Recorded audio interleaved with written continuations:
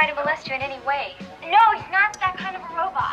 Hey guys, this is a very special episode of YourPalSqueek because over the weekend I had a kind of a terrible weekend. One of my friends was killed in a head-on collision, and I guess this vlog is dedicated to you, Caulder and Johnston. I don't know, it's a terrible thing to even think about. Having one of your friends even in an accident is I can't even wrap my mind around it. Like, I'm so numb right now, it's not even funny, because I just feel like my friend's gonna walk in and he'll be fine and say, hey, what's up guys, or whatever. I mean, but it's just so surreal.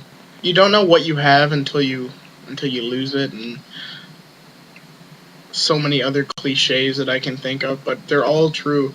Like, you don't know, you could be talking to someone today and then tomorrow they're gone, and then that was the last conversation you ever had with that person. I mean, lucky for me, I was hanging out with them the weekend before and we were having a good time, but I don't know, I'm just, a lot of people are taking it really, really hard. So I guess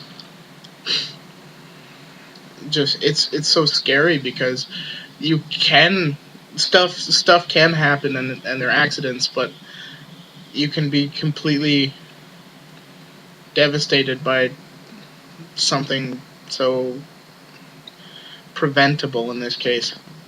So the story was, they were driving back from this town on the highway, and they were meeting some oncoming traffic, and as they met this traffic, someone pulled out to pass the person in front of them and hit them head on. My friend was on life support for, I guess, 2 days, and then they decided that he wasn't going to live, so they pulled the plug on him, which I can understand, because if it was me, I wouldn't want to suffer myself. If I learned anything this weekend, it would have to be that don't take anything for granted, because you don't know when something like this is going to happen and completely shatter your whole sense of reality. Everything you hear about people losing people, and I wish I could have said this, or I wish I could have said goodbye, I never really thought about until this happened. So I'm just glad that the last time I did see him, we were in good terms, and we were having a good time, and he was happy and I was happy, so I'm just glad it was like that. And another thing that's really, really got me about this is, after the accident, it happened on Thursday night, and after the accident there were like 6 or 7 different rumors floating around about, just not about what happened, but just about the details. Like, earlier this year there was another girl that was killed by basically the same thing, a head-on collision, and a rumor was spread that the same person who had hit this other girl had also been involved in the accident with my friend, but I don't know if that's true or not. It seems really far-fetched. And just details like if they were passing or what, it was just,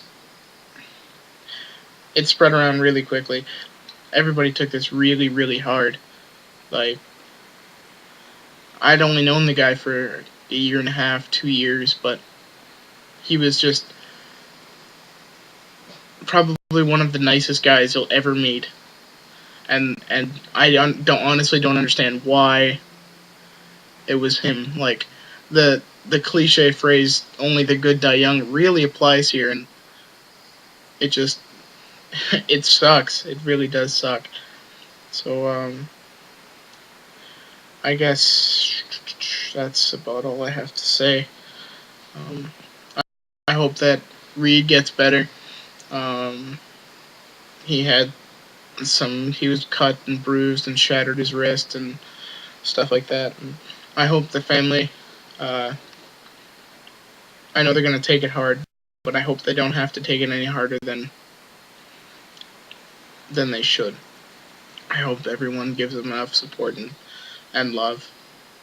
Um, and to Calder, didn't go out with a fizzle, but out with a bang. When I die, I'm definitely going to have.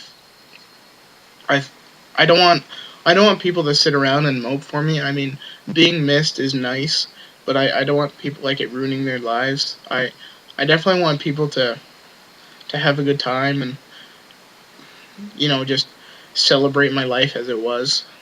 Launch some fireworks, have a few beers or whatever. Um, just be happy, and I think that's what Calder would have wanted. So I think that's what we're gonna do on Saturday. So or after his funeral, because we're not really sure when it's gonna be. So as my little PSA here, I just want to say, please, everyone who is currently driving or is thinking about driving, please be very careful. Uh, don't drink and drive. Always have a backup plan. I'm sure you've heard commercials and it's been drilled into your skulls already, but um, when the road conditions aren't favorable, please be careful, because we don't need another innocent life to be lost because of something that was preventable.